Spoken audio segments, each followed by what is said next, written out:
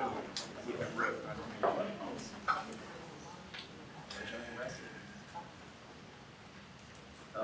right. Good afternoon. The date is December 6th, 2022. Welcome, everyone. The time is 4:38. To ensure we have a quorum present, I am going to read out the names of the members of the Executive Committee, and if you're here, please say present. Colin Clark, present. Dr. Lael Melville. Present. Thank you. Don Davidson. Cameron Johnson. Ed Toriak. Andre McEwing. John McPherson. Present. Thanks, John. Shane Stanton. Present. Thanks, Shane. Michael Stack. Present. John Becker. Present. Laura Davies. Present. Christine Vanderbilt. Thank you, everyone. I know here we do, in fact, have a quorum. Yes, Alex? Yes, sir. Okay, I have the Executive Committee present, and I call to order this Executive Committee meeting of the Board of Uplift Education. First, immediately, I want to recognize that we have a guest from McGriff with us, Lance. Lance, what's your last name, Lance? Lance Tinley. All right, we'll talk to Lance in a little bit. Welcome, Lance. Who will be joining Ann in presenting on our decision to exit TRS Healthcare in a few minutes. Thank you for helping us analyze this decision, Lance. One other thing I want to mention before we go hello Cameron, welcome. Before we go any further is that on the way out, it appears that we have gifts from Uplift that even have your name on them, so don't forget to take yours and enjoy. The next item of business is the community forum. Alex, do we have any community speakers signed up to speak tonight? We do not. Thank you. Next, I'll hand it to Yasmin for our mission moments. Great, wonderful. It's nice to be with you all. I'm wearing a mask. My youngest has the flu, so I want to keep you all safe and be responsible. For our mission moment, we have a video about College March. This is a tradition that we've done for years now. The purpose of it is to celebrate our seniors' hard work in preparing their college applications. Obviously, the outcome of it, we celebrated Senior Decision Day, but a lot of work goes into getting to the moment to send off those applications. So imagine pep rallies across the network in every high school where our kids symbolically, because applications go electronically these days, are carrying an envelope and put it in a mailbox. Families are there, the seniors who are cheering them on. You're going to see children lining the hallways because we bring our primary and middle school children out to recognize the seniors and their hard work. So this quick 1-minute video is of Uplift Wisdom. They're having their first senior class this year. This was a super special college march to get to go to. And so with that, and they're holding the hands of kindergarten students because we want the kindergartners to envision what's going to happen for them many years from now. So that's whose hands they're holding.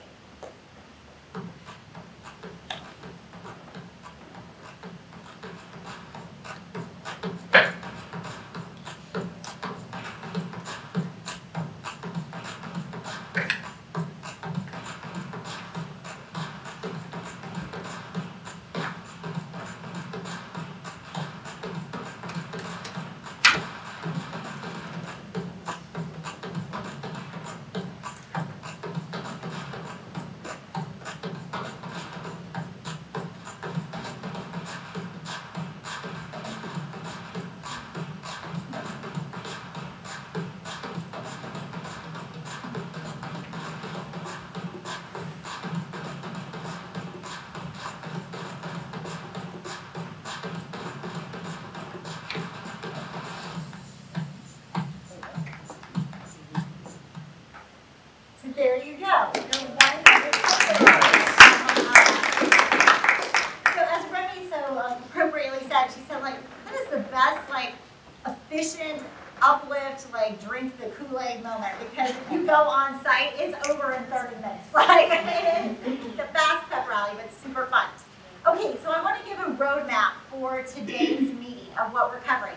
And I aligned it to our big network goals that you can see on the left, and then what content we're covering. So one of our network goals we talked about earlier this year is 40% of all high school scholars are college and career ready. The main part of today's content is going to be Remy and Daniel going through our college matriculation efforts and going deeper on our Hammond grant, which is opening up formal career pathways in our high schools and with our alums. That will be a big part of our content today. Then you're going to have Dr. Gasco sharing towards our goal around what does culture of our schools feel for kids. We talked about that we're using a survey called Rhythm, or a platform that allows us to regularly check in with our scholars. And we want 75% of our primary school scholars and 50% of our middle and high school scholars to feel valued, respected, and challenged. John will walk through what the results are of that survey. Another goal we have is around around staff, and making sure that they know what's expected of them and they have the resources to be successful. Part of that is, what is their onboarding experience like? Anne's going to give an update on some work we have going on there. And then also, I tied this in because it does impact staff culture, is our decision to make sure we have higher quality healthcare plans for our staff. And that's what we're going to talk about exiting TRS. We also have a goal around raising $9.1 million in philanthropic support this year. And Deborah is going to be giving a development update and giving some early thought partnership on dinner and dialogue. We have a huge goal about academic achievement with regards to 50% meets in math and reading on STAR this spring. But that would require another big chunk of content, and so we're not going to touch on that in today's meeting. We'll touch on it in a future meeting, but lots of important work is happening in that area. There's only so much we can do in 90 minutes. So that is just an overview of what we're going to do and in today's meeting. And I'm now going to hand it back to Colin to take minutes. Thank you. Okay, next item is to consider and take action on the November 15th, 2022 board meeting minutes. Is that right, November 15th? Yes. Yeah, that's right. Okay, are there any questions from the board on the recommended minutes this evening? Hearing none, do I have a motion to approve the board minutes from November 15th, 2022 as presented? So moved. Thank you very much, John. Is there a second? Second.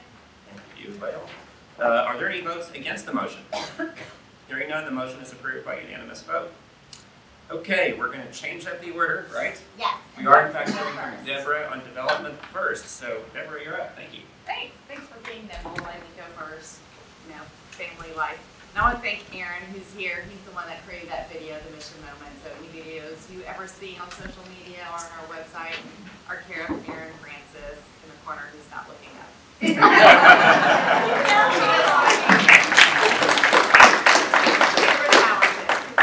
lucky to have him. Okay, so here's a big summary of where we are, right? The 4 key areas that we're focused on is the annual fund, capital campaign, program fundraising, and then dinner and dialogue. So our annual fund letters went out earlier last month, and we've gotten some donations in. You can see how much we've raised to date. We have a goal around an amount raised, $1 million, and increasing the number of people giving, right? That's part of the whole annual campaign pipeline, is to get more people giving to Uplift and to our mission. The second piece is capital campaign. We're focused on getting Uplift Hampton and Uplift Gratis 50% funded so we can break ground on those projects. And that's a $3 million goal for this year with $600,000 raised. Program fundraising, we've already surpassed what our goals were. And those were around Road to College and Career, SEL, and then this year we had seen some really positive interventions happen around literacy, and the schools team wanted to put those same interventions in place in math. So we quickly just fundraised some dollars around that, and we will probably get the last $150,000 here, maybe before we go on break. And then the last piece is dinner and dialogue, which is our main kind of like awareness building, get to bring some new friends in, raise a little bit of money while we're doing it, have some fun, learn something, dinner and dialogue. So I'll go deeper into each of those. Annual fund, as I mentioned, we have a goal of $1 million. We have not done that yet, right? Last year we were roughly $700,000 towards our annual fund, but we want to put an aggressive goal out there because we think we should be raising that much. It would be great to be able to mark that in our budget annually in a consistent manner. As I mentioned, we mailed 810 letters. Those letters did have suggested amounts in them like we did previously. When we did a quick look back on our mailing last year, we saw, you know, if we asked Yasmin for $250, she gave us $250. Or if we asked Alex for $1,000, he actually gave us $1,000. So it was almost a one-to-one match, and we felt like that was a pretty good tool, and we went ahead and did that again.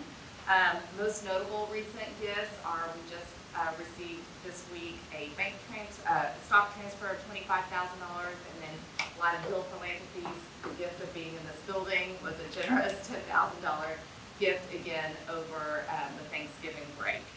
So next steps, you all have a little giving form. You may or may not have gotten a letter from us. I hope you did. Many of you have already given towards the annual fund. And if you haven't yet, if you would just write a pledge form out, that would be awesome.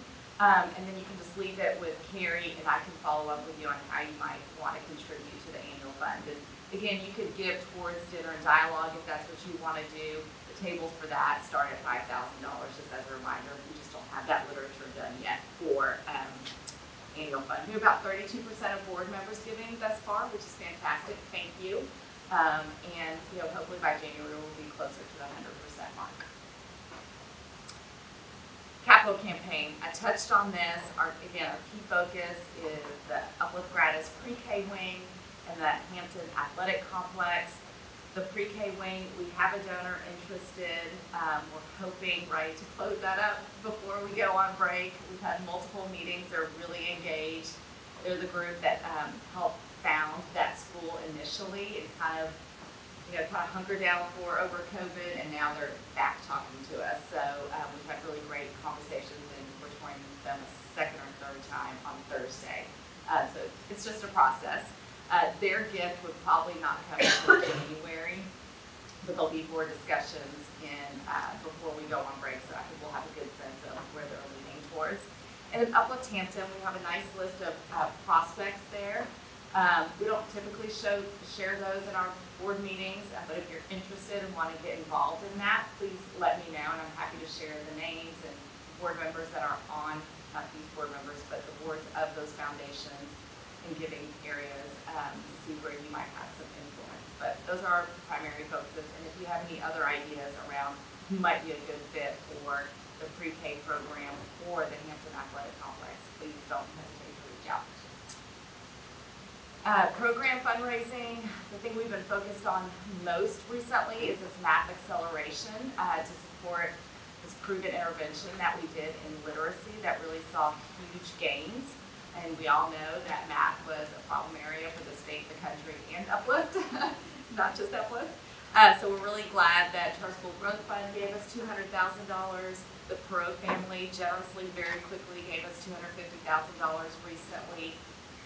Outside of their $15 million gift to United Way that also benefited Uplift. And then we have an ask out to Educate Texas for $150,000. And that one is pretty specific because they're narrowly focused on 8th grade math of Latino and African American students. So we have that tailored down for them, and that kind of closes our gap perfectly. And then these are grants that we've been awarded and that we have submitted. So we have submitted a federal grant to increase John's social counseling group and to increase pay. And then we have a Grow Your Own Teachers grant. That's pretty small, but still it will help move teaching assistants into a teacher role pretty quickly, and they get some funding in order to basically keep their jobs and learn how to be a teacher officially and get accredited. So my ask of you here is if you happen to run into someone who works with these organizations, just to thank them for their support of Uplift. We really appreciate it. Dinner and dialogue. Thank you. Yasmin's keeping me flowing. Dinner and dialogue. So we're so grateful to Lael for chairing this event. We would love a co-chair friend for Lael. If any of you are super excited about it. Or you have a friend who likes doing these things. Yeah, absolutely. Or if you have friends that like doing these things. It's a really approachable. Lovely. Approachable. You can talk about it. Just you want to talk to me after the meeting. We need a co-chair, and let's go do this thing. Lael is amazing, and we have an amazing events team that really run all the logistics for it. So really what the ask is someone to help chair, to help be a thought partner around finding an author, finalizing our venue, and then honestly getting your friends to attend and be happy to be there. Not happy, the happy part's too big of a lift, but just to attend. And so we're right now looking at various potential authors for the event. Kind of interesting because there's not a lot of great education books that might also hit like the common group, right? They're pretty education wonky, so we're still kind of going through that. Colin, I'd love to know if the Bush Center has any that they think are great. As I looked at you, I thought that maybe you would have a list. And then we are looking at changing the venue to be able to increase the capacity of the room. So we're looking at the Meyerson and also Union Station in addition to the Dallas Arts Mansion, I think is their new name. I can't remember exactly. So we're hoping to have the event in April. We'll nail everything down by January and start sending out save the dates so we can have a successful event. We can pause for just a minute. If anyone has a great idea on a book that they've read recently and you just want to share it out, we are happy to capture that. It honestly, it's ever not been going through the top of the secret agency. It's not as obvious as in past years of like what is that right compelling book. And so we welcome any suggestions that anyone has. Anyone has off the top of their head. Is there anything you want to share with them? On your list?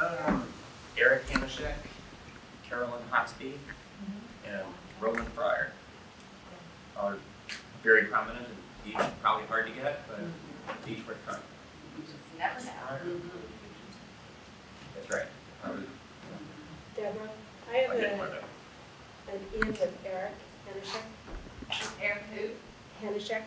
The Okay, spokesperson. Hanishek. As you know, he's a Hoover fellow. Yeah. So I know him quite well. So Okay, if you need help. fantastic. That's wonderful. Okay, thank you. Deborah, reminder, how much of the funds for the college and career come from philanthropy like this? Almost 100%. There's a percentage. Daniel, I don't know if you know this. Daniel's budget's roughly $6 million, and I would say at least half.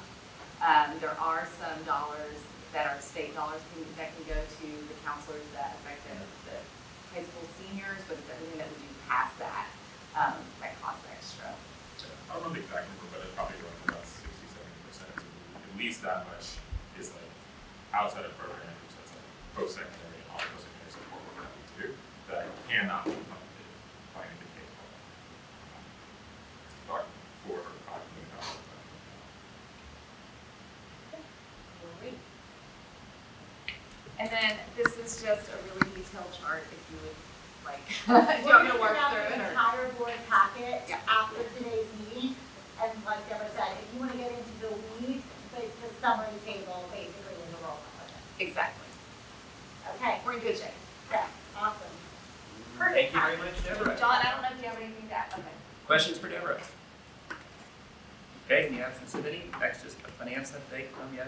Yes, and first I'm going to hand it to Ann and Lance to cover our TRS exit decision. Do you want to drag your own slides or do you want me to do it for you? I'm happy to. Either one is fine. Okay. So good evening, everyone. We're excited to be here today to present to you our evaluation on the option to opt out of TRS Active Care, which is the state's healthcare system, and to ask you for a vote to approve our recommendation to exit at the end of this current year for next school year.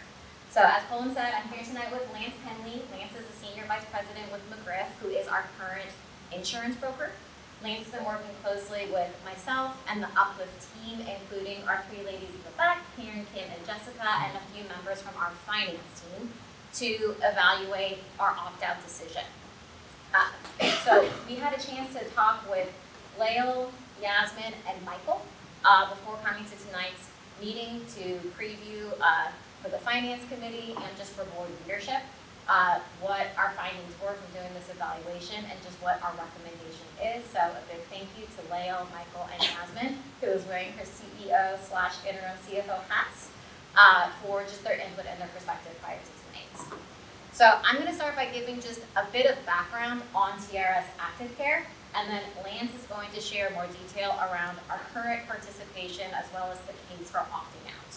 So TRS Active Care is the provider for health coverage for the majority of public education employers in the state of Texas. Uplift opted into TRS Active Care many years ago, and up until recently has been required to continue participating in TRS active care. In September of 2021, Texas legislature passed Senate Bill 1444, which gives school districts the ability to exit TRS active care. Up until this point, that was never an option. So this was seen by many school districts, Uplift included, as really exciting news. Up until this point, just the requirement to participate created a lack of choice that often resulted in higher costs, even if it was coming with a reduction in benefits and just the quality of benefits. As you can imagine, that was not well received by teachers and by public education employees, nor by us, because as the employer, there was not much that we could do as long as we were required to participate in TRS active care. So all that to say, Senate Bill 1444 was really aimed to get at those pain points and to give school districts and public education employers more control over their choices and more flexibility in the administration of their plans.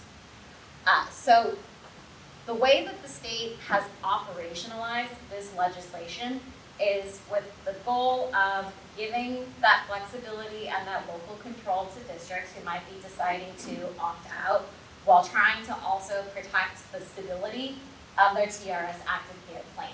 So what that means is the following. Employers like Uplift who are currently participating in TRS active care have to make the decision and notify TRS by December 31st prior to the next year, the next benefits year, of their decision to opt out. Proper notification includes a board resolution or board minutes to show the board's support of this decision, which is why we're bringing it to you tonight. After we give that proper notice, if we decide to exit, there is a 5-year period where we would have to wait if we wanted to, whatever reason, re-enter. So that 5-year period, it applies for us if we decide to leave. It actually applies also if anyone was deciding to opt into TRS active care. It would be a 5-year commitment, a 5-year decision. Once an employer opts out and gives that proper notification, then we have the 5-year period. All that to say, 12/31 of 21 last year was the first year that districts could opt out. This legislation passed in September. By the time they operationalized and shared this detail with everybody, it was a really short runway to do any kind of evaluation on what it would look like for us if we were to exit and go out to the open market. So for that reason, we decided not to consider opting out a year ago. One benefit from that is that we've been able to watch from afar how it's gone with some peers who made the decision to exit in that first year. So this current year, TRS Active Care did not raise their rates for any of their customers. They decided to actually absorb increases themselves with relief that came from funding. Which was good news for us because we're participating in the plan this year. But what that could mean is pretty significant increases for anyone who is staying within TRS Active Care next year. Both McGriff and the consultant that was hired by Region 10 believe that those increases could be between 7 and 17% next year. Because they covered the cost, we didn't have to pay the increase this year, right? As you can imagine, the market is driving a continual increase in cost, so that number could be pretty high. So given the financial implications, given the complexities, given what will be new for us and the uncertainties that come with potentially exiting, we started the evaluation process in the spring of 2022, and we made the decision to engage the McGriff team and Lance in conducting an evaluation. So what that has looked like has included reviewing our current plan and participation. We've also done an analysis of our current claims data, and we've done several simulations of what the numbers could look like in different scenarios, including being self-funded or fully insured if we were to go out to the open market. So Lance is going to give more detail to that. I do just want to clarify that the decision that we're making tonight is simply whether or not we should exit TRS active care. If we exit, we'll do much more analysis and have many more discussions around what our strategy is in going out to the open market with being fully insured versus self-funded. But we don't have to make that decision today. So the decision today is just whether or not we are going to opt out of TRS active care and give that notification by 12/31. All right, I'm going to go through the bullet points here. Okay. Is that a good idea? Thank you all for having me. Yeah, as it relates to, you know, and we had some great feedback in our finance call last week to really talk about, okay, what is the case for opting out? What are the advantages? What are the disadvantages? And so we took that feedback and kind of put it in some bullet point format. We also, you know, I've given some high-level financial thoughts here as well. We do have a long runway. As you can imagine, a 12/31 opt-out and then a September 1st of 2023 effective date for coverage. So we've had to do some projections here on the financials, but we feel really good that this is a very strong financially incentivized move as well. But administratively, and you know, I'm going to talk through this week. You know, we've already gone through this project with another peer reviewer, so I'm speaking a lot from experience. But the possibility of moving to less plan designs. Right now, through TRS, we have 5 plan designs that we have access to. One of those is frozen, but you know, a standard plan design offering for a majority of our customers is in the 2 to 3 range. So we're looking for you know, possibility of reducing the amount of plan designs for communication and employee understanding. Several of our plans, in fact, 3 of our 5 plans are HMO plans right now. You know, two HMOs with Blue Cross and an HMO through Baylor Scott & White. They tend to be unpopular due to the primary care requirement, and then you're able to go see a specialist after you've gotten your primary care referral. So we believe that we can offer, or there's a potential to offer PPO plans through Blue Cross Blue Shield or United Healthcare or some of the other managed care organizations and still maintain the current levels of cost. Direct access to the carrier. So right now, everything that we do goes through TRS. Health plan related, administration related. In fact, Karen was telling me earlier she's dealing with an administrative issue with some of the employees and we're having to go through TRS to get those done. Whereas we could work directly with the carriers, directly with McGriff to get those done. Plan selection. This is a big key component is, as Ann mentioned, TRS is telling us what the plans are going to be. We have no say in that. So there may be some different needs that our employees and their spouses and children have at Uplift that, that isn't being considered by TRS as a whole. Plan year alignment. So right now we have a September 1st effective date every year. That may or may not be your best decision. A lot of times for most of you in the room, your deductibles, your out-of-pocket expenses are typically aligned on a calendar year. So that's just part of the flexibility there.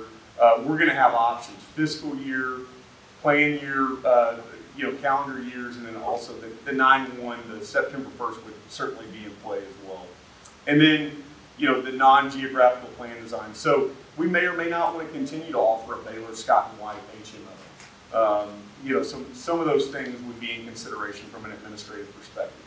On the financials, TRS allows us, and since this bill was passed, they have allowed us to get claims data twice a year. So as Ann mentioned, we got that initial claim review with claims through March, reviewed that with the entire staff. And then what we did is we got another claims request done at the end of the plan year for August 31st. So it's limited data, and then we do have the details in the appendix of our presentation. But what it is it's claims versus premiums is one report that they give us. So they say, okay, they tell us what have we paid in premiums, what has Uplift paid in specifically in premiums. versus what have we paid out, what has TRS paid out in claims. So we have that report, and then we have a second report that shows us large claims data. So any claimants that had in excess of, I forget what the threshold is, but I think it's $100,000 in claims. So they'll show us anybody that exceeded claims over a certain amount. Can I ask, do we have stop loss, or is that purchased through TRS? Yes, ma'am. That's purchased through TRS right now. Right now, we are under the guise of a fully insured program. So we pay premiums every month to TRS, and we are not at risk for any of our any additional exposure other than the premiums. What TRS is on the back end is a self-funded health plan.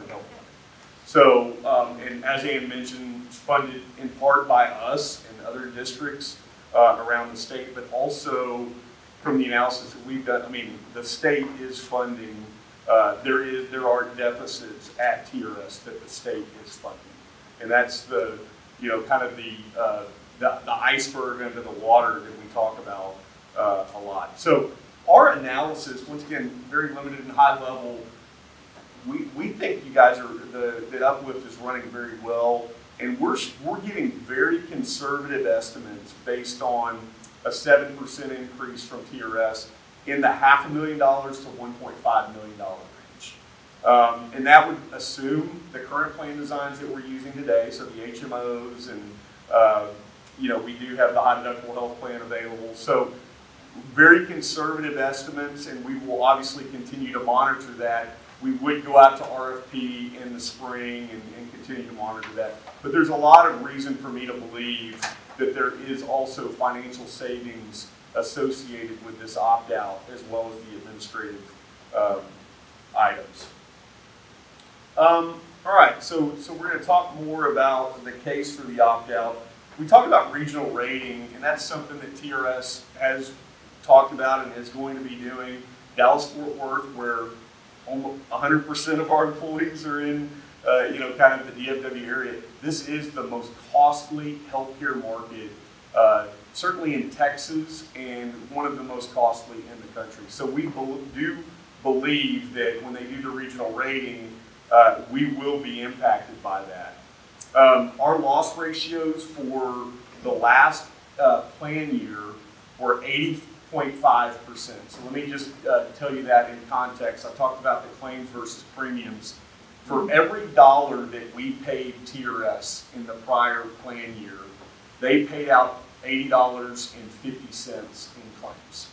So $19.50 went to maybe other administrative things that they need, and profit. We were helping to fund other districts within TRS that maybe were running loss ratios over 100% and were not profitable.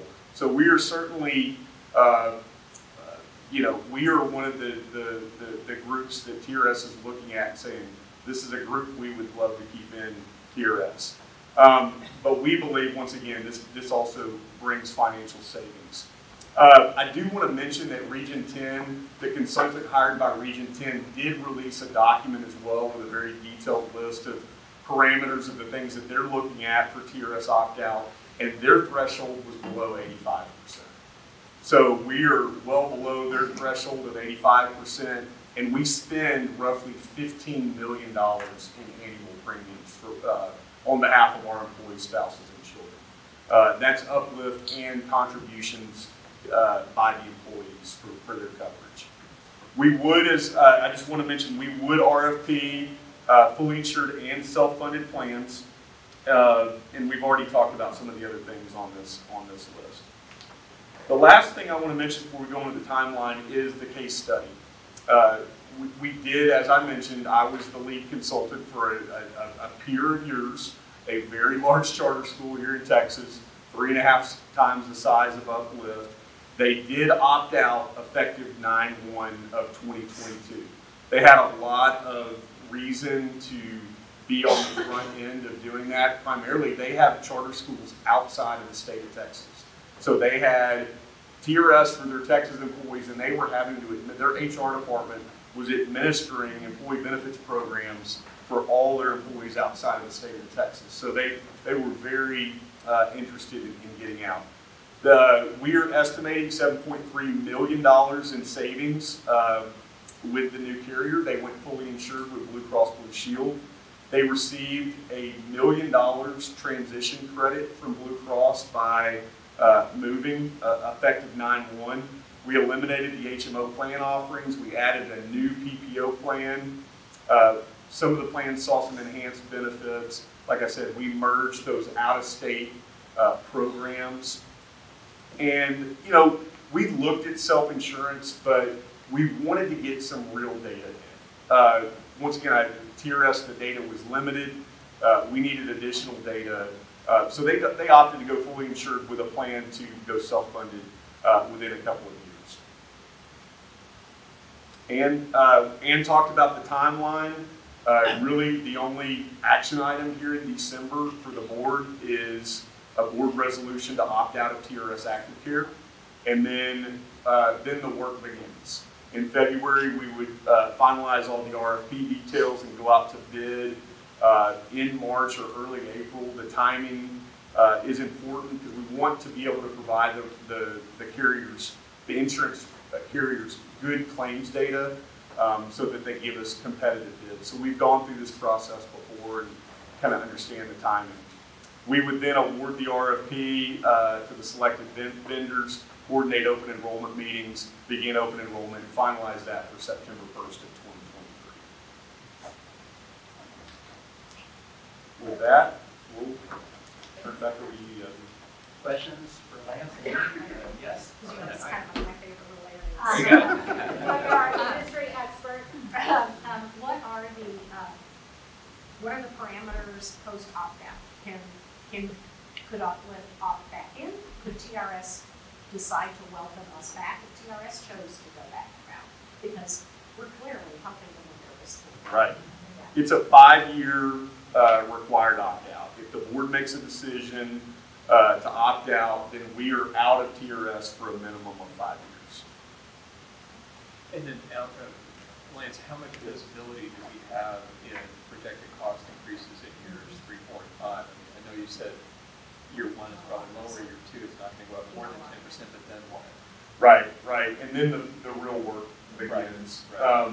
So we would hope that in that second year we have some guaranteed, and I had a bullet point in there that for your in the case study that I did, we had a second year rate cap for the other group of 10%. So they understood what their maximum liability was, with obviously the hopes that we're going to try to negotiate that down. But really outside of that first 24 months, then we have to start the strategy to minimize trends, annualize trends, and talk about, we've been dealing with inflation in the medical insurance business for a long time. So we would have to work with you, work with the staff, work with the board to make sure we're making decisions to offset those annualized increases. Would you expect that experience out of TRS to be different than the in TRS experience during the same period? Yes, I do. I'm speaking a little bit hypothetically here, but I believe that the districts over the 2-year period, we had 10% opt-out in year 1. We're going to have another percentage. We don't know what that percentage is going to look like here in year 2. But our hypothesis can be that those are going to be the healthy districts. So we believe that TRS that risk pool is going to be further exposed to financial issues and cost increases. The state at some point is going to have to decide, do we want to fully fund this or not? And I think working, especially with the numbers that we're seeing, I believe that we can mitigate your cost better with local control. Yes, sir. Just in view of the inflation we're all experiencing, the great uncertainty around a lot of prices out there, would you say that you are very highly confident in the savings to be had in the first 2 years, since we haven't invited these bids yet and we would be conducting our RFP process? Right. I'm looking at the data that I've seen through August 31st. Gives me reason to believe that we're going to have a very successful RFP from a financial standpoint next year. And then if it includes some of these administrative components as well. But yes, to answer your question directly, I feel very confident that this board and the administration will be very happy with the results of an RFP. What is the openness to the local carriers here around doing like a 3-year lock-in plus 2 1-year options that they get through the 5-year period? And it leaves the control in the hands of Uplift to decide at the end of, as it starts to approach year 3, if they're going to throw an RFP out for what would have been originally for. Right. If I'm getting into the weeds. No, you're not at all. Those are great questions.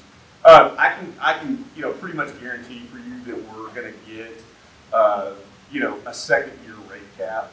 Outside of those second-year rate caps, carriers get a little squirrely about extending past that.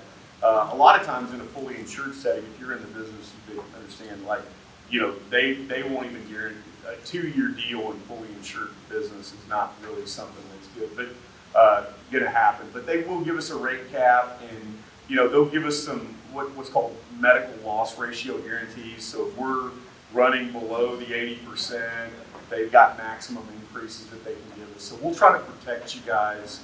We'll try to protect Uplift in every area financially that we possibly can. And then can I ask what the implications are for the retiree health benefits if we opt out of the actives? None. None. So the retirees can still stay with TRS. Correct. Correct. Yep. So You had other hands over here.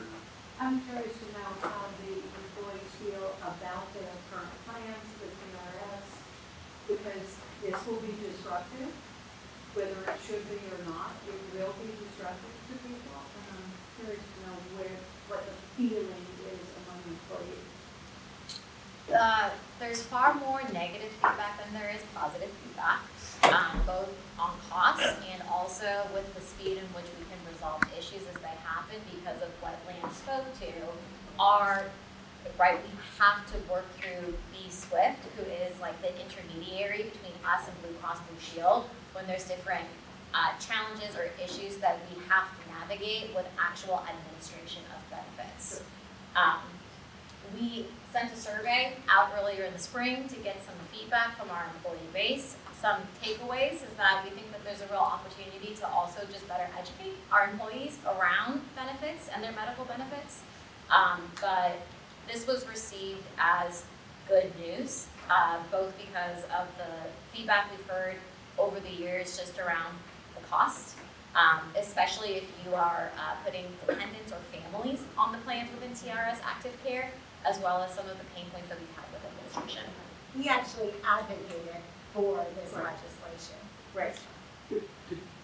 Do we have a relationship with you now, or prior to Senate Bill 1444? Yes, you did. We handle all the ancillary benefits, the dental, the life, disability, everything outside of TRS Active Care. But, excuse my bluntness, but there is a conflict between your recommendation and your ultimate compensation, correct? And I'm not being overly negative. No. Yeah, that's absolutely a fair question.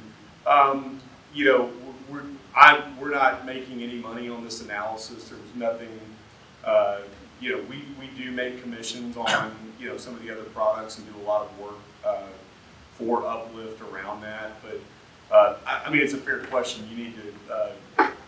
I guess I can't directly answer that for you if somebody's going to think that we have financial incentive to make this recommendation. But we're trying to make a fair and balanced recommendation. And I understand that, and I appreciate that. Yeah, Absolutely. But if we don't do this, you will make less money. Potentially, yes, sir. Any other questions? Oh, Harold? Jasmine, the legislature is going to meet in January and set effectively our revenue formula for the following 2 years. And we'll run it out probably in June. Yeah. So at some point, the legislature is going to set the revenue for a year in which we are exposed to increases in healthcare. Is there any sensitivity or logic in the revenue formula that accommodates for healthcare cost increases, which we don't get? Do you see the gap on banking? they're forecasting on 2 years, but we're gonna get the notice in the end of the first year that, oh, by the way, it's up $1.5 million. I mean, this is a major line item in our budget, not the biggest one, Yes. but an important one nonetheless. How do you think about dealing with that level of uncertainty? For me, honestly, the way I thought about this decision is even if we were cost neutral, I was supportive of it because of the feedback we got from our staff about their dissatisfaction with our healthcare plans. Yeah. To me, it's an employee retention, and I actually think it's a differentiator for us as an employer because of the demographics of our staff. To Elena's point, like we're a net positive into TRS in terms of claims. And so if other larger districts are locked in because of their claim data, like this doesn't make sense for them like it does for us, then we actually can be differentiated to say, if you come to Uplift, we actually offer this stronger healthcare plan locally. And so whether it's 500,000 or $1.5 million, I do care about that, but I care more about the qualitative piece of what does it do for us as an So employer. it's effective recruiting. Yes. Okay, one last question. Please. The theoretical million, let's call it, we're saying 500 to million. Is that relative to our current forecast budget for that year? Or where does that number come from? What's the plus and minus that equals the million? Yeah, we're projecting, and once again, we're very conservative in that projection. We're projecting the TRS increase to be about 7%. But did we budget that is my question. What did we budget You're for? saying, well, we budgeted for no increase for this year because we knew the state absorbed it. Right. We are planning right now for next fiscal year. So we have not made an assumption on that because we knew this decision was coming, right? So we have not put into the budget $1 million savings from a healthcare change. Okay. Because we're literally running the scenarios now for next school year to start then the more granular analysis and assumptions. So we're not really going to have a savings in the sense of relative to something else. We spent less money. We're just going to put in a smaller number than we would have put in. Well, what I'm trying to get to, and it doesn't sound like it's workable, is if we had already done our forecast and it showed a $10 million expense for healthcare and it's only going to be 9, right, then I was going to recommend that we take that extra $1 million and put it away for year 3 when you're going to need it, or 4 or 5, and just stick it in the bank. I don't know if that's realistic or we not. unfortunately can't do that It doesn't because of sound our like bond it is. covenants. We have to hit the 1.2 ratio. Got it. And we can't go back and draw savings. We Okay. can't pull forward savings. Traditional ISDs can do that. They can draw on their reserve funds. Yeah. As a public charter school, we're not allowed to do Okay, that. I promise to shut up. No, it's not. Interesting with that. It is, yes. Other questions from, there's one over this way. Yeah, so does Uplift cover just faculty and staff insurance expense, and then the opt to cover a spouse or children, that's up to out of pocket for that employee? Is that correct, or how does? We subsidize a portion of family plans because they are so expensive. If you want to cover your spouse and children, it is incredibly expensive under TRS. So we do give extra support for people who get that plan. But it's in no way full coverage of it. That answer your Yeah, so I just, will that be the same if we change to another plan or another company insurance? Yeah, we have not made any assumptions that we would do anything different in terms of our subsidies. This is just in terms of like, can we get more value for the current subsidies we offer? Okay. That we have no intention of scaling back subsidies. Okay. Thank you. And then while we're passing out, the one thing that we printed to also share with you, there's much more that's in the appendix in the deck, is just detail around our current plan and cost of plans. So you can see the difference in price point depending on employee only, employee plus children, employee plus family, so on and so forth. Okay, thank you. Are there any other questions? Hearing none. All right.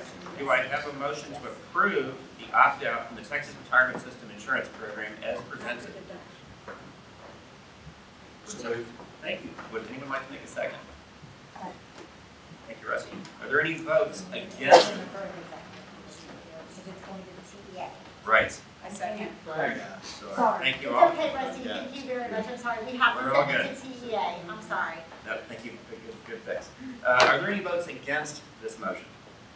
Hearing none, the motion is approved by unanimous vote. Lance, thank you very much for your help with this. Thank you very much. Ian, thank you. Great, I'm gonna go a little bit speedy to get us back rolling. So finance update. You can see high level on the dashboard, we're holding relatively strong on enrollment where we want to be. You can see the middle bar is current, the top bar is full year budget, so we're about 100 students more than what our budget is. So we feel good about that right now. Cash looks fine.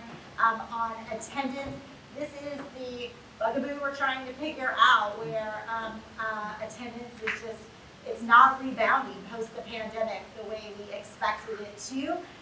We literally every single day get a report on attendance by grade by school that's sent out to every single principal, every ops director, every executive team member, so we can look at trends and follow up when there's a school where the data seems to be an anomaly. And then on expense budget, you'll see that's yellow. From the budget that was originally adopted this summer, we're about $3 million more in expenses. Two big drivers of that, we're spending a ton more on substitutes than we previously budgeted. Part of that is vacancy rates. Also just the actual cost of a substitute has gone up meaningfully. And then summer school actually went into July this year. Normally it's pretty much wrapped up in June. Remember our fiscal year starts July 1. So you're seeing some additional expense from summer school hitting this fiscal year.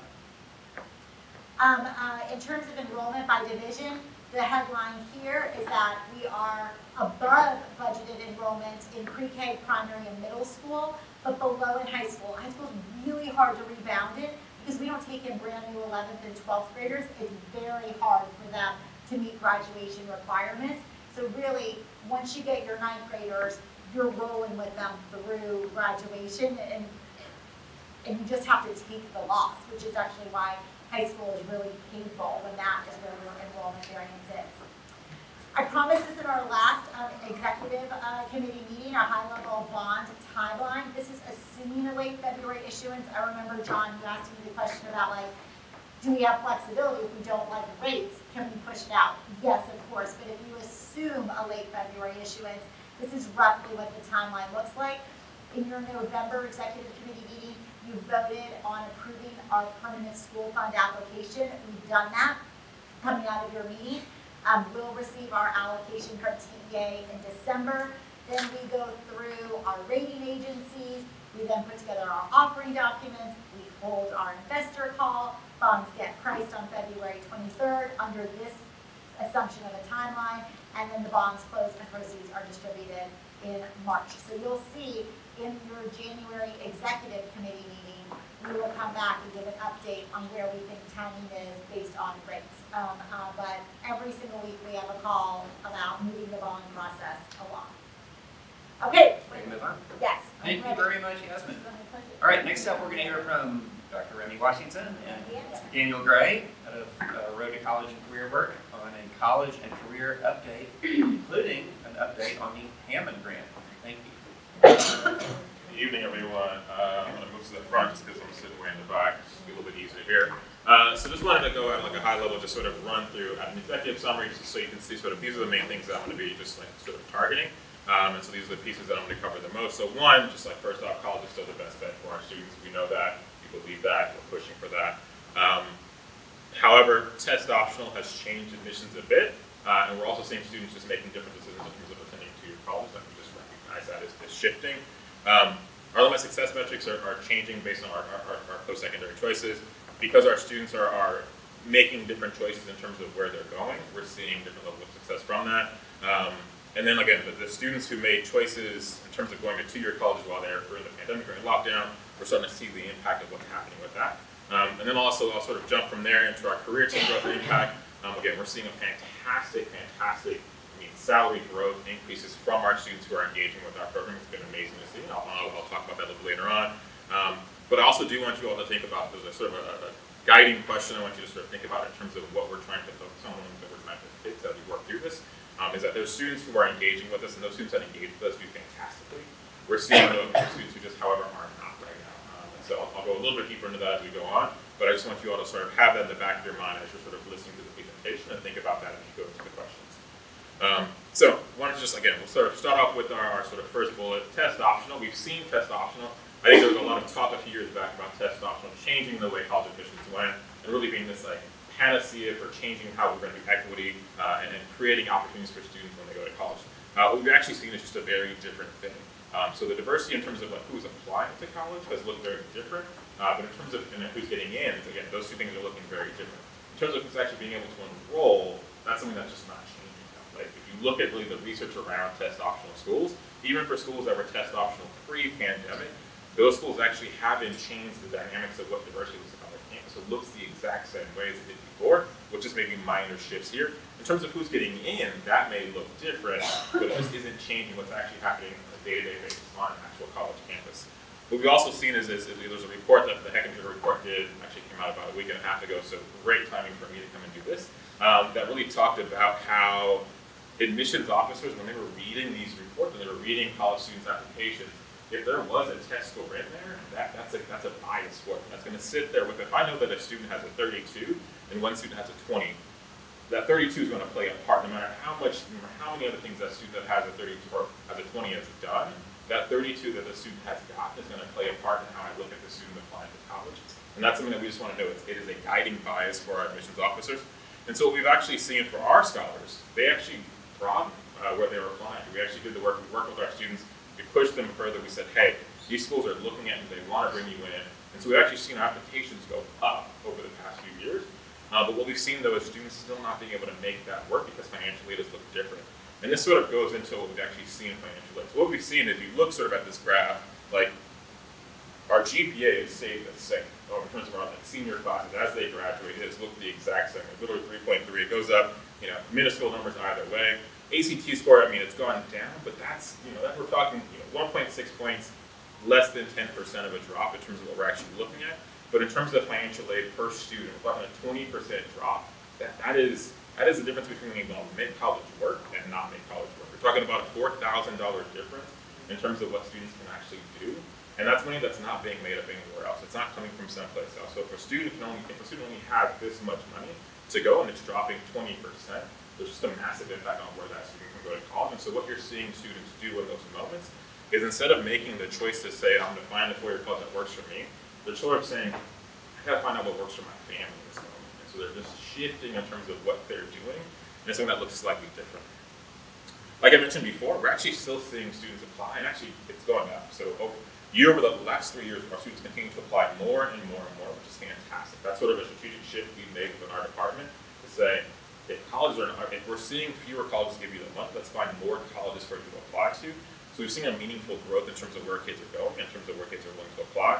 But in terms of where they can actually make it work, we just haven't been able to do that. Like I said, we're still seeing, because of that drop in financially that we saw on the prior slide, we're seeing more and more students enroll in 2 years. So I'll talk a little bit more about some of the challenges we've seen at 2-year colleges a little bit later on in the slide deck. But at the very least, I just wanted to talk about this. Like, again, college is still our goal. We've not changed that. If anything, we believe it more deeply than we did before because we recognize the benefits, especially in a time like this when we're talking about inflation and just the way that our economy is looking. But what we've seen is that in terms of students being able to make that access work for them, it just looks different than what it may have looked before. Yeah. Could you give us kind of an estimate of roughly how many of our students, I know you probably don't have an exact number, are either not matriculating at all, or let's say matriculating in a way that you all consider to be seriously suboptimal from their point of view because of money? Yeah, I mean, I think right now, and this actually goes a little bit to, so thank you for the setup problem, that worked out perfectly. I would say what we're actually seeing is there's about a 10% gap of students who, and I think probably more than that, of students who should be going to a full-year college. Like we've actually seen, if you look at, and I'll actually go to the next slide first and then come back to this previous slide. So this is what we used to, I would love to see is we have our 4-year college numbers at around 7%. That'd be like a perfect number for me, because it means that we're seeing a significant percentage of our students attending a 4-year school right out of high school and then leading themselves and putting themselves in a place where they can be successful. And seeing that 2-year number drop to really more of a 10% number, that would be, again, comfortable because it's a way that, one, we can support those students, we can put the resources behind them to help them be successful. We can work on putting together a plan of action with those students when they enroll in those schools. However, what we're seeing though is sort of the opposite of that. Because of just a lack of finances it's just making this challenge even more difficult. So you've seen just this increase in 2-year colleges and then like a decrease in what we're seeing from our 4-year schools, and just those numbers getting way, way closer than we'd like to see. And that, again, the finances that's happening because of just like the broad impacts of, less financial aid, less optional policies and what those are looking like, we're seeing students just have to make different choices than what they made before. One of the other things that's just challenging too is that Dallas-Fort Worth, in terms of even the public colleges here, they're pretty expensive. UT Arlington is actually the most expensive 4-year public institution in the area. And it's just like, there's just a challenge in making that work. We're talking about an $18,000 a year program without living on campus. And I think when we think about sort of all the challenges that go into that, students are just saying, I can't make $18,000 a year work.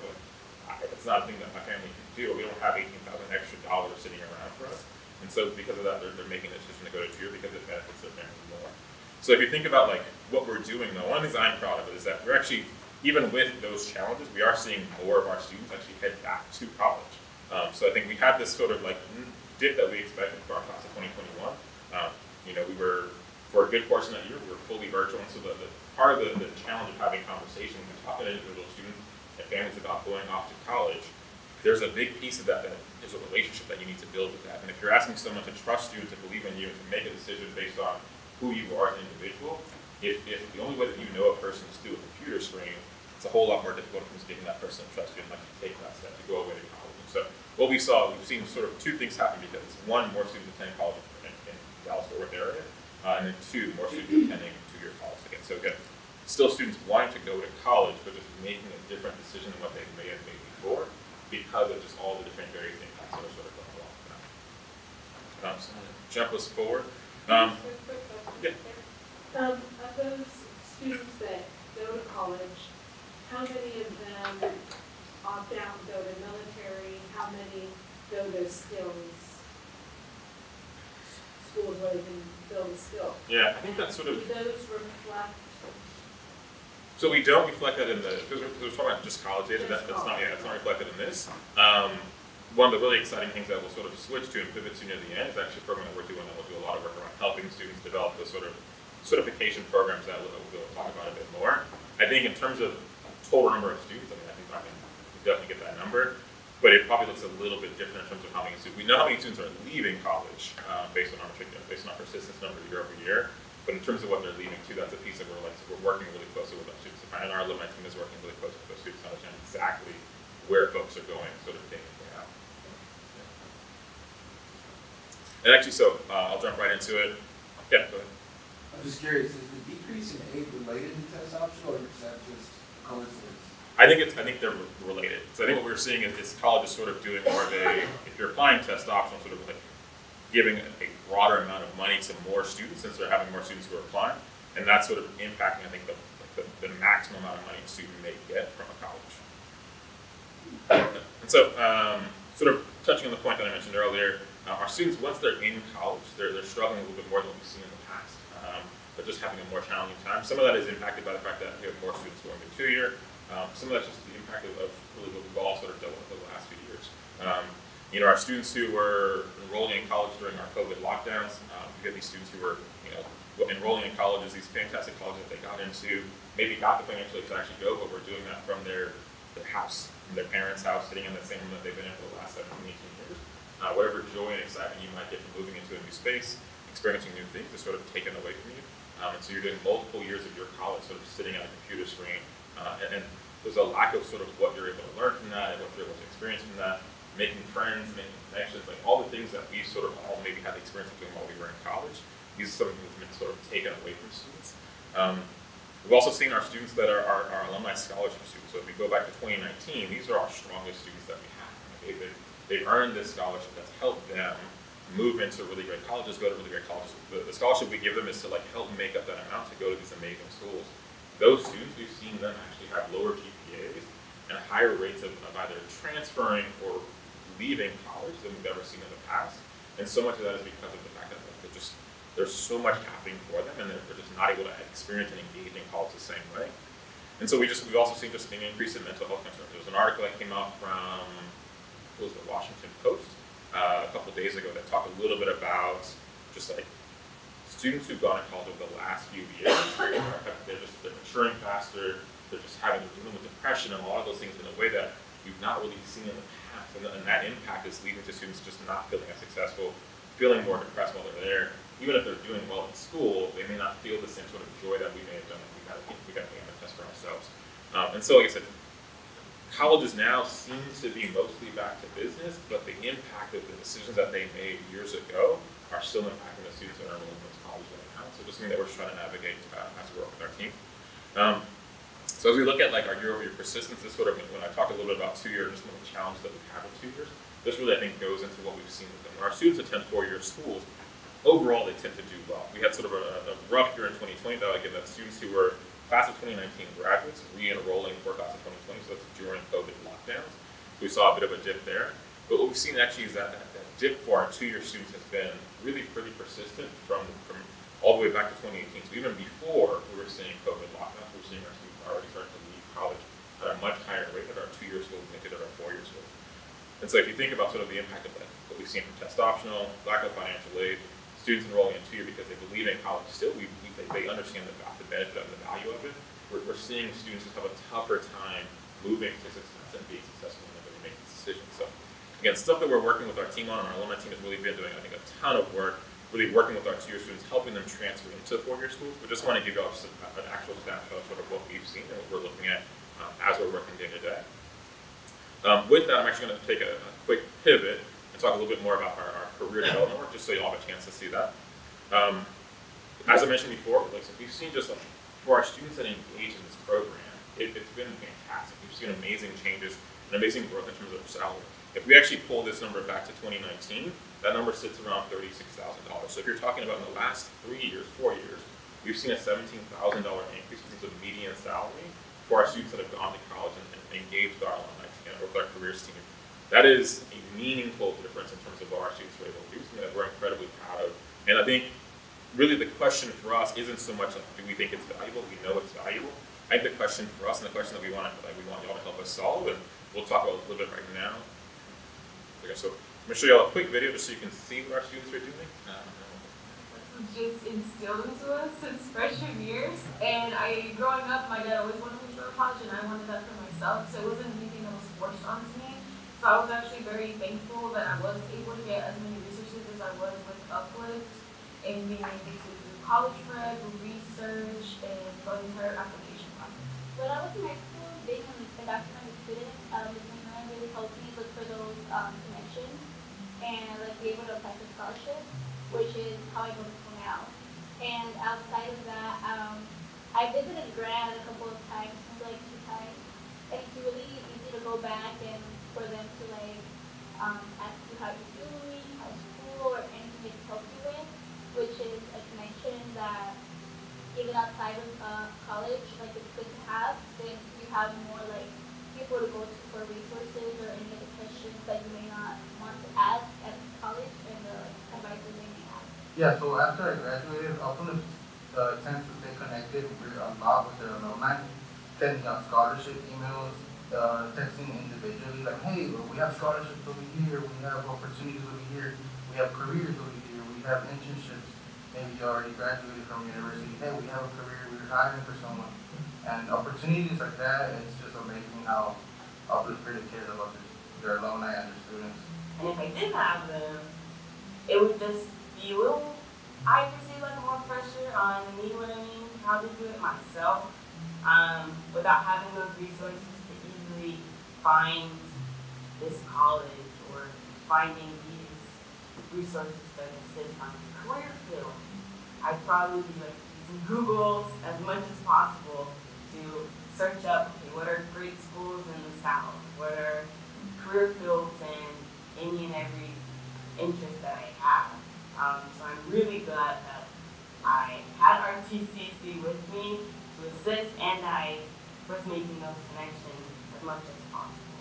For RTCC, like I made really good connections. I have Miss Woodhouse. I've known her since as long as I've been here, and that bond, like we exchange phone numbers. She helps me talk through some things in high school, and I have other. I just met another counselor for when I had my transition from high school to UTB. She actually went to UTB, So that was really good. And every month I email her, and we go through all of my challenges I need, and then we have solutions. And I think it's really good, and I'm sure that I'll have that throughout the rest of my college.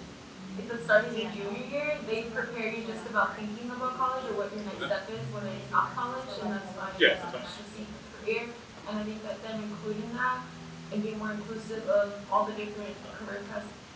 Alright. I So love hearing from our alum, so I'm super sensitive to time. you guys will get the video. I would say listen to it.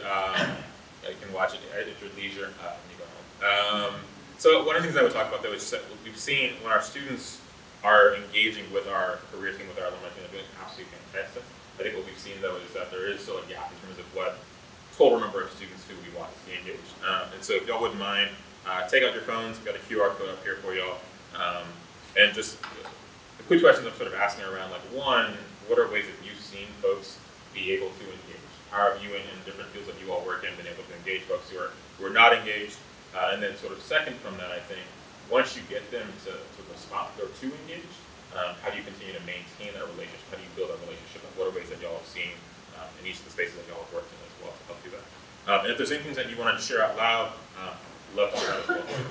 And then I'll move on once everyone gets a chance to get the QR code. It's just fun trying to figure out how to do a QR code, so I'm not very super tech savvy, so trying to learn that was a challenge. Definitely feel free to continue to fill it out while we give a quick update on how. Yeah, so I'll jump straight to our Hammond Foundation update. So why don't you just give you all a little bit of background. I think y'all know sort of a little bit about Hammond already. So they gave us a $12.5 million gift a number of years ago.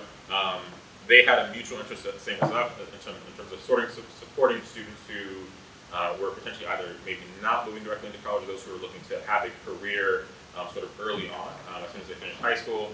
And so they gave us a very generous $7.5 million gift over the next 5 years to help us create a program to allow us the opportunity to support students into that. What we've seen in terms of like the students, as we're looking to like support our students, one of the things that we've seen is sort of there's a gap of students of like those who are interested in college but can't make college work sort of right away and need to find another way into a really great career. What we've seen from those students, and then we need to find a way to support them. There are lots of different programs around Dallas, which is actually I think a really great thing, that sort of offer these sort of career training programs. Your Perscola, these are fantastic programs that do great work. But there's a wide variety in terms of like quality of those programs. So I think one of the things we thought about was if instead of relying on someone else and hoping that we find a program that allowed our students and our alums to be successful, how could we create a program ourselves that allowed us our students to be really successful and to move into really great careers as quickly as possible. And so by doing that, I just want to give you all just, again, sort of an update in terms of like where we are right now. So the first step, we're sort of moving pretty far along in terms of getting a director hired for the program. We actually had an interview, Yasmin Running myself did with a second candidate today. We are consistently taking partner meetings, trying to figure out like, who are the proper partners. Right now, as we think about the program, we're thinking about the medical space. So moving into roles like certified medical assistant, certified nursing assistant, patient care technician is really where we sort of are aiming ourselves in terms of being able to build a program like that. With that being our first program and then potentially moving into a second program pretty soon after that. We're in the process right now of doing scholar and alumni interest sessions just to gain general understanding of like what sort of excitement is there in the program, what are people really looking for with this. Working with Deborah and the team to work on a communication plan, and then sort of broadly looking at just like the road to college and career team as well as this new payment space to make sure we're most properly aligned so we lead to the most success for our students we possibly can. In terms of just like what we've learned, it's a lot. I'll sort of jump through it. I'll let y'all read it. I think the two things that I sort of look at myself. One is that bottom one, that certified nursing assistant. We really went into it thinking that this was going to be like, this was the thing that we had to make sure we were doing right. As we sort of had conversations with local hospitals, what we've actually learned is that that is a need for them, but that is actually not the need that they most are looking for. And so really what they've been looking for really are more your patient care technicians, phlebotomy, x-ray techs. Those are really the roles that they're like saying we need these, and they're a lot harder for us to find. I think the second one as well was sort of that idea that when we first got into it, that second bullet, that creation of our own Uplift program separate of outside partners, that was our idea of saying, we're gonna build this program. I think what we've actually learned really quickly is that most hospitals have these programs. We just need to connect with them and engage them and really connect them in a way that allows us to build these careers for our students. And so when you think about like what differentiates us as Uplift from a traditional ISD in terms of what we're doing, obviously we have one, the full world college and career program all we talked about, but even for this program, it just looks very different. One of the things, if you think about a traditional ISD, many of these sort of like training programs are sort of hyper specific within one school. So you have a PTech program that has one thing, and that really is it. If you think about our students, they have the opportunity to do really a pretty diverse educational background, and then move into this later on in their high school career. It's not something that we're saying to them, you got to do this, and you have to take it in 9th grade and do that from the time you go from there. We're saying, do your traditional high school background. Once you get into 12th grade, we'll have the conversation with you then. If you want to jump into something like that, then we'll help you. And then once you graduate, we'll have this program ready for you as well. The second thing I'll sort of like go across the way is really the goal is to have as much of background support as we possibly can. So really the goal isn't to have students have to do this program and figure it all on their own. We want to give them as many resources as we possibly can to help them be successful. We want to limit the amount of students who are not making it successfully through this program by giving them as many potential resources as we possibly can. And I think that includes not just leaving them with that base level certification as their career, but instead helping them find out and build out more developmental pathways to help them get into higher paying careers before the development program. Once you combine that, as well as the work that we're doing with our case managers and the built out career pathways, our goal is to make sure that we have a full wraparound program that allows us to support our students no matter what their journey may be, to help them really move into really amazing careers, so that all of our students, not just those who went to four-year college, really all of our students are able to make fantastic knowledge and able to do great things for their families as well too. So, and I just reinforce and double stamp one thing really quickly is this aha moment we had in the interviews about the fact that there are some certification programs that do not start until you turn 18. If you think about it in a traditional ISD, they do not have an alumni support program like we do. So we actually can differentiate ourselves by offering higher wage pathways in an ISD because we can have scholars enter them right at the very end when they graduate, support them through our alumni programming, and now they might earn $20,000 more than if they did a very basic certification that sounds good while they were in high school. And so we think that also, just speaking to families' need for increased resources right now, if they want to earn more faster, we actually can help with that way. Question. Do you have a minimum salary that you will consider as appropriate to be targeted? Yeah, so what we've been doing is looking for, I think, the minimum that we've sort of talked to a bunch of different hospitals sort of looked at them. I think the lowest that we've seen is like $16 to $18 an hour. And that 16 is sort of like, as you're doing the like certification program while you're working, you're making 16 an hour. Once you finish, there's more money that comes with that. So that's sort of where, in terms of the healthcare, that's sort of what we're trying to like, we think is sort of the right spot. There are different hospitals that pay different amounts, but I think when we've been talking to them, really, that's the number that we're sort of looking at most closely. So ideally, let's do like $40,000 to $60,000 annually within the first few years, as they, because that's part of the alumni support is guiding them to the next pathway that means more money that comes with it. Versus the hospitals told us a lot of young adults get capped out at the first entry point because unless they have a great manager who mentors them, they cap out. They get stuck. And we'll have our case managers, no matter what, we'll continue to work with them, no matter how far they go. Yeah, do you approach the students with this option, or do you wait until they come and say, you know what, I can't afford college, so I need to do something that will give me, that will pay? Yeah, we're proactively reaching out to students. So I would say there's sort of two ways that we're looking at this right now. One is we're proactively reaching out to our current senior students, having conversations with them. So you wait till senior year? Yeah, so what we do, we've done multiple surveys really in the last 2 months, just to gauge like student interest. For a percentage of those students, we've already started to have like early conversations with them and say, what is that you're looking for? What do you want to do? Because we do a survey and students sort of say like, I want to do healthcare. I don't know what that means within this space, but I know I want to work in healthcare. So for those students, we've had the conversation saying like, is this something that you think you'd be interested in? Would you be interested in an earn and learn type model that allows you to make a certain amount of money while still learning and getting training? So we've seen a pretty good amount of students who've already reached out to that. On the alumni side, so as we reach out to our post-secondary students, those who've already left our high schools, we're doing something similar. We're saying like, if you're in a place where you feel like you're struggling, if you're not sure if you're going to be able to, let's bring you into this program, let's have you be a part of it, let's link you to this, so that you can jump into this program and move pretty quickly into a really great career.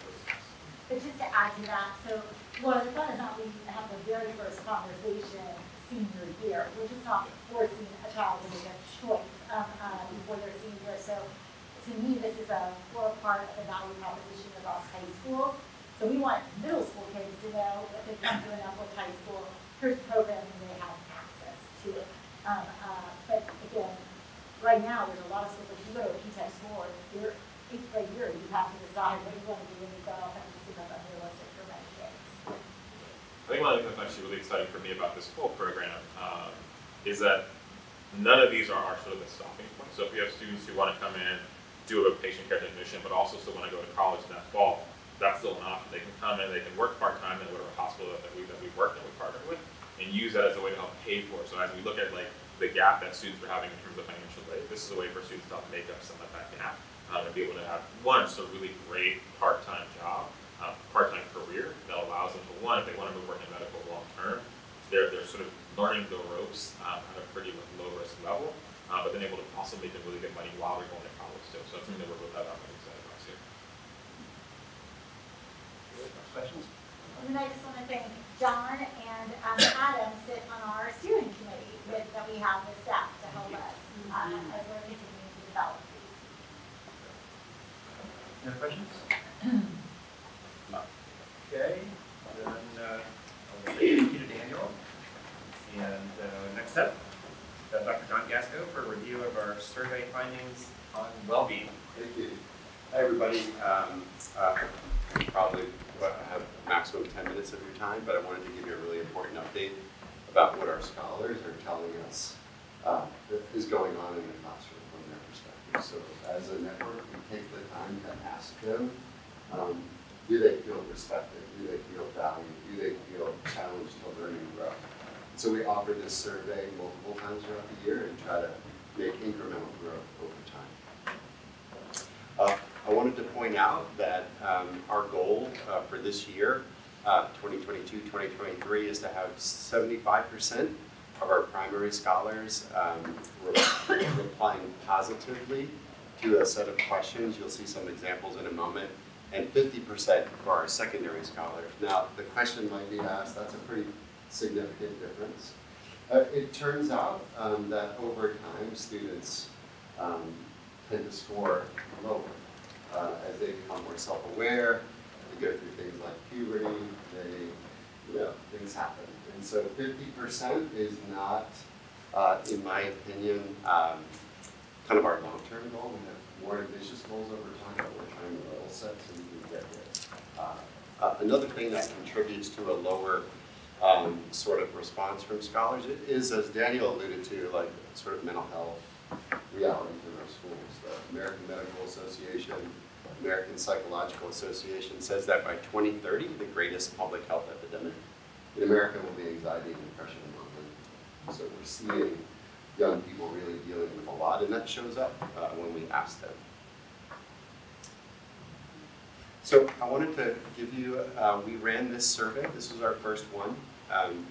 Really, really encouraging response from our youngest scholars. We run an individual survey for our second graders that's developmentally appropriate for them, then the same survey for our third and fifth graders. Overall, you'll see 74% positive answers for the youngest, 65%. So we're not too far from our goal for the end of the year, right at the start, but basically over time it becomes harder and harder to keep these at really positive rates because things come online, like you get tired and testing comes and academic press increases and we're asking more and more of scholars, and so it's hard to hold these at even the levels we've set this year. I would point out for each of these different grade bands, we point out on the top what we see as a real glow, like something to celebrate. You can see, our youngest scholars really feel like they love their teachers and love being in class with them. And their teachers want to learn about them, and some opportunities for growth as well. One that you'll see consistent that we are trying to work on is scholars notice when their peers aren't respectful, not only to them, but to their other peers. And so we see this as a significant challenge, and so we think connection and deeper relationship building is on the horizon as we continue to try to help all scholars learn how to relate. For secondary, Our goal is 50%. I thought had some very encouraging initial responses. Students feel respected, which is a big deal, because if you feel respected, you're ready to sort of trust more. You feel that the teacher is really there to help you, get to where you want to be. Again, you'll see in 6th to 8th grade scholars that lower positivity around respect. And then as you look at high school, again, high levels of respect and opportunities for growth. This is interesting. If you look at 9th through 12th grade, the lowest scoring question is, my teachers make an effort to get to know me. And so we see that as an opportunity for teachers to try to think through better ways to engage students and talk about what's going on in their lives. Sometimes people are just not comfortable doing that, and they want to stay kind of squarely in the lane of instruction, which is important and good, but we think there's opportunities for our teachers. Dr. Washington and I have been doing some walkthroughs of our schools to feel safe doing that. Because sometimes when you open up like the boundaries of relationship, we talked about hard things, control is a little bit harder to achieve. You didn't ask scholars are respectful of each other in high school? We did. We did. Oh, you did? Yeah. And so it didn't show up as prominently. I have that data I'm happy to share. Is it higher or lower than middle school? Higher. Yeah. And finally, we're going to run the survey 2 more times. We typically have been running it beginning of year and end of year, but when it gets conflated with end of year challenges and testing, so we're going to take another measure in February. And most importantly, to really make this sticky, we're trying to work with our leaders and our staff and our teachers to basically say, hey, if we take the time to ask our scholars how they're doing, then we need to be responsive to that data. So we've created some really elegant plans for our schools to take a look at individual student responses and then deploy strategies to make them feel supported, make them feel heard, so that their responses have some sense of agency. And that's my presentation. Thank you, John. So because we are at time when we're super mindful for those who have holiday plans, we are midway through our teacher onboarding project, and actually it's a pro bono project. It still has a few more weeks left. We're just going to give the entire update once it comes to conclusion at our next full board meeting. You'll see in the deck I send out tonight, there's like 3 pages that give you just an early update of how that work is going, so you'll be able to flip it. You can email Ann if you have any early questions, but I think it'll be better to give a full project update when it's done. As we get ready to transition into executive committee, you'll notice that you have a thank you card that we're using for our special education staff.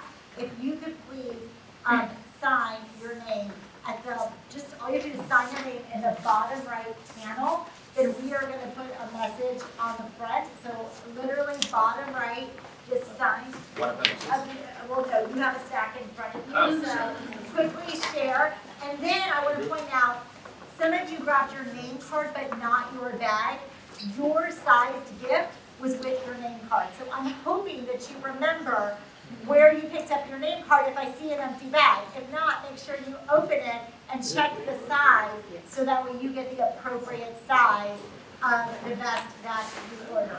So make sure you grab your bag if you're not staying for executive committee. If you are staying after executive committee, please make sure that you grab it. And we'll make sure the board members who are here get their So with that, if you want to hand it over to Alex. So, at this time, we're going to move to the executive committee portion of the meeting. Any non-executive committee member is welcome to stay, and given the content we're going to come to, you hate to miss it.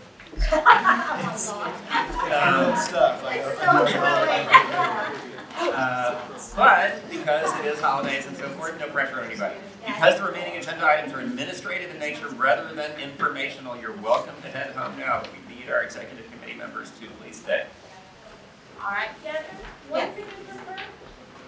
Or do you want them? They can share. It would be nice Yeah, if if you want, you can put 2. Just make sure you're just keeping it in the State intruder detection audit findings. Alex, you have findings to report. Great, thanks Colin. We do not have any findings to report, which is great news, so we can move right on to the administrative action items. Good. The first one is very clear cut. I'm sorry that text is so small, but I'll go through all this here with you. The first is for next school year, an agreement we'd like to have with Region 10. It's an interlocal agreement to join their co-op for food purchasing items. This is a very standard agreement. I'm sure we do this annually, if not close to it.